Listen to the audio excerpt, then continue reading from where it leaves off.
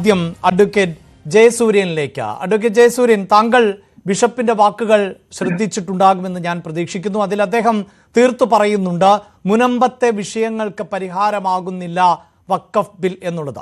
മുനമ്പം ജനത ഉൾപ്പെടുന്ന കോട്ടപ്പുറം രൂപതയുടെ അധ്യക്ഷനാണ് ഇത്തരത്തിൽ ഒരു നിലപാട് വ്യക്തമാക്കുന്നത്. അപ്പോൾ മുനമ്പത്തെ ജനതയ്ക്ക് BJPയിൽ വിശ്വാസമില്ല, NDA സർക്കാർ കൊണ്ടുവന്നിട്ടുള്ള വഖഫ് ഭേദഗതിയിൽ പ്രതീക്ഷയില്ല എന്നല്ലേ ആ വാക്കുകളിൽ നിന്ന് വായിച്ചെടുക്കേണ്ടത്?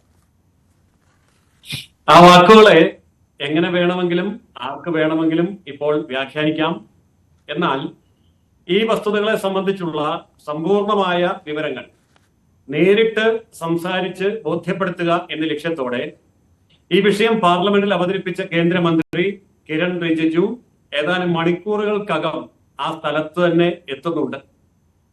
അപ്പോൾ അദ്ദേഹം ഈ കാര്യങ്ങൾ നേരിട്ട് അവിടെയുള്ളവരുമായും അതുപോലെ തന്നെ പരിശുദ്ധ പിതാവുമായും സംസാരിക്കുകയും ചെയ്യും. അപ്പോൾ എന്തെങ്കിലും ആ കാര്യത്തിൽ അവ്യക്തതകൾ അവശേഷിക്കുന്നുണ്ട് എങ്കിൽ നേരിട്ട് മന്ത്രി തന്നെ വന്ന് സംസാരിച്ച് അതിനെ സംബന്ധിച്ചുള്ള പൂർണ്ണമായ സംശയ നിവാരണം കൊടുക്കുക എന്ന ലക്ഷ്യത്തോടു കൂടിയാണ് അദ്ദേഹം വരുന്നത്. അപ്പോൾ ഈ പറഞ്ഞ എല്ലാ ആശങ്കകളും അവസാനിക്കും. അങ്ങനെ ശ്രീ ജയസൂര്യൻ പറയാൻ സാധിക്കുമോ, ഇപ്പോൾ ഒരു മന്ത്രി വന്ന് വാക്ക് നൽകുന്നതിനപ്പുറത്ത് പാർലമെന്റ് പാസാക്കിയിട്ടുള്ള ഭേദഗതിയുണ്ട്, ആ ഭേദഗതികൾ എന്തൊക്കെ എന്നത് ഇപ്പോൾ എല്ലാവർക്കും ഈ പൊതു പ്ലാറ്റ്ഫോമിൽ ലഭ്യമാകുന്ന ഒന്നാണല്ലോ. അതിന്റെ വിജ്ഞാപനം പുറത്തിറങ്ങി കഴിഞ്ഞിട്ടുണ്ട്. ആ വിജ്ഞാപനം പരിശോധിച്ച ശേഷമാണല്ലോ ഈ ബിഷപ്പ് ഇത്തരത്തിലൊരു പ്രതികരണം നടത്തുന്നത്. ഒരു പക്ഷേ ഈ ബിൽ അവതരിപ്പിക്കുന്നതിന് മുമ്പാണ് എങ്കിൽ, ബിൽ ചർച്ചയ്ക്ക് വരുന്ന സമയത്താണ് എങ്കിൽ സ്വാഭാവികമായും അദ്ദേഹത്തിന്റെ ആശങ്കകൾക്ക് പരിഹാരമുണ്ടാകും, അല്ലെങ്കിൽ മന്ത്രിക്ക് അങ്ങനെ സംസാരിക്കാൻ സാധിക്കും. ഇത് വസ്തുതയായി മുന്നിൽ നിൽക്കുന്ന കാര്യങ്ങൾ ആണ് അദ്ദേഹം പറയുന്നത്. അതൊരു മന്ത്രി വന്ന് വാക്കാൽ പറഞ്ഞു എന്നതുകൊണ്ട് എന്ത് മാറ്റമാണ് സംഭവിക്കാൻ പോകുന്നത്? മന്ത്രി വന്ന് വാക്കാൽ പറഞ്ഞു എന്നുള്ളത് കൊണ്ട് ഉള്ള മാറ്റമല്ല. ഈ വിഷയത്തിൽ വളരെ ആധികാരികമായി ഇടപെട്ട KCBC അടക്കമുള്ള സംഘടനകളും അതുപോലെയുള്ള മറ്റുള്ളവരും ഉൾപ്പെടെ എല്ലാ സമൂഹത്തിനും ഈ വസ്തുതകൾ ഇപ്പോൾ സുതാര്യമായി അവരുടെ മുന്നിലുണ്ട്. എങ്കിൽ പോലും വ്യത്യസ്തങ്ങളായിട്ടുള്ള ധാരാളം വ്യാഖ്യാനങ്ങൾ സമൂഹത്തിൽ പ്രചരിപ്പിക്കുന്നത് കൊണ്ടും ചിലപ്പോൾ ആശങ്കകൾ ഉടലെടുക്കാൻ സാധ്യതയുണ്ട്. പൊതുസമൂഹമാണ്, സമൂഹത്തിൽ വ്യത്യസ്തമായ അഭിപ്രായങ്ങൾ വരാം. നമ്മുടെ ഒരു ജനാധിപത്യ സമൂഹത്തിൽ ഈ വ്യത്യസ്തമായ അഭിപ്രായങ്ങളെ ഒക്കെ തന്നെ പരിഗണിക്കുകയും കേൾക്കുകയും അവയൊക്കെ തന്നെ വിശദീകരിക്കുകയും ചെയ്യുക എന്നുള്ളത് ഭരണാധികാരികളുടെ ചുമതലയാണ്. അങ്ങനെ വരും എന്ന് ഞാൻ ഉറപ്പിച്ചു പറയാൻ കാരണം, ഇതിനു മുൻപ് ഇതുപോലെ ഇന്ത്യ ചരിത്രത്തിൽ നിരവധി സംഭവങ്ങൾ ഉണ്ടായിട്ടുണ്ട്. ഈ വഖഫ് എന്ന് പറയുന്നത് ഒരു ഒറ്റപ്പെട്ട സംഭവമല്ല. 370-ാം വകുപ്പ് എടുത്തുകളയും എന്ന് പറഞ്ഞപ്പോഴും രാജ്യത്ത് ഇതുപോലെ ആശങ്കകൾ ഉണ്ടായി.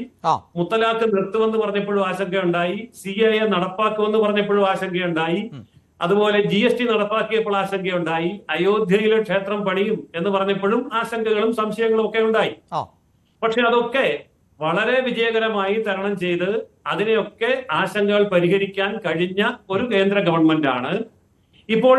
ശരി, അഡ്വക്കേറ്റ് ജയസൂര്യൻ, താങ്കൾ പറയുന്നത് പോലെ ഈ വഖഫ് ഭേദഗതിയുമായി ബന്ധപ്പെട്ട ആശങ്കകൾ ബിഷപ്പ് പങ്കുവെക്കുന്നുണ്ട്. അത് മറ്റൊരു ഘട്ടത്തിലേക്ക് വരാമെന്ന് കരുതിയിട്ടാണ് ഇവിടെ ഇപ്പോൾ ഈ മുനമ്പത്തിൽ നിന്ന് ഞാൻ ചോദ്യം ആരംഭിച്ചത് കൊണ്ട് തന്നെയാണ്. അദ്ദേഹം ഈ ബോർഡിലെ അംഗങ്ങളുമായി ബന്ധപ്പെട്ട് അല്ലെങ്കിൽ അതിലെ ചില വകുപ്പുകളുമായി ബന്ധപ്പെട്ടൊക്കെയുള്ള ആശങ്ക പങ്കുവച്ചിട്ടുണ്ട്.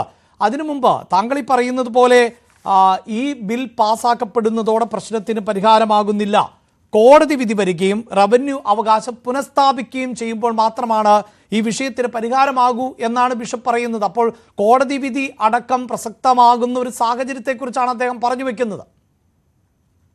ഏതൊരു നിയമവും പാർലമെന്റിൽ പാസ്സാക്കുന്ന ആ ഒരു നിമിഷം കൊണ്ട് എല്ലാ കാര്യങ്ങളും പരിഹരിക്കപ്പെടുന്നില്ല. അത് വളരെ പരമാർത്ഥമായ ഒരു വസ്തുതയാണ്. അതായത് പാർലമെന്റിൽ ഒരു നിയമം പാസ്സാക്കി എന്നതുകൊണ്ടോ അല്ലെങ്കിൽ അത് രാഷ്ട്രപതി ഒപ്പിട്ടു എന്നുള്ളത് കൊണ്ടോ ശാശ്വതമായ പരിഹാരം അവിടെ വെച്ചല്ല ഉണ്ടാവുന്നത്.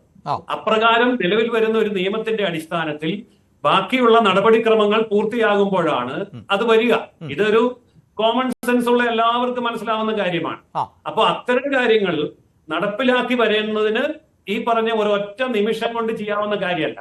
റൈറ്റ്, അത് താങ്കൾ പറഞ്ഞത് വസ്തുതയാണ്. പക്ഷെ നമുക്കറിയാമല്ലോ, ഞാൻ തുടക്കത്തിൽ സൂചിപ്പിച്ചു, കേന്ദ്ര മന്ത്രിയായ കിരൺ റിജിജു അല്ലെങ്കിൽ കേരളത്തിൽ നിന്നുള്ള ഇപ്പോൾ സുരേഷ് ഗോപിയെ പോലെയൊക്കെയുള്ളവർ മുനമ്പം വിഷയത്തിൽ പറഞ്ഞിട്ടുള്ള പ്രതികരണങ്ങൾ അറിയാം. BJP-യുടെ സംസ്ഥാന നേതാക്കളടക്കം നടത്തിയിട്ടുള്ള പ്രതികരണങ്ങൾ അറിയാം. അതിലൊക്കെ ഈ വഖഫ് ഭേദഗതി ബിൽ പാസ്സാക്കപ്പെടുന്നതോടെ ഈ പ്രശ്നം പരിഹരിക്കപ്പെട്ട് കഴിഞ്ഞു എന്ന മട്ടിലുള്ള പ്രതികരണങ്ങൾ പോലും വന്നിട്ടുണ്ട്. അല്ല, ഈ വഖഫ് നിയമ ഭേദഗതി പാസാക്കിയതോടുകൂടി അതിന്റെ അടിസ്ഥാനപരമായ വിഷയം ശാശ്വതമായി പരിഹരിക്കപ്പെട്ട് കഴിഞ്ഞിരിക്കുന്നു. ആ കാര്യത്തിൽ ഞങ്ങൾക്ക് ഉറച്ച ബോധ്യമുണ്ട്.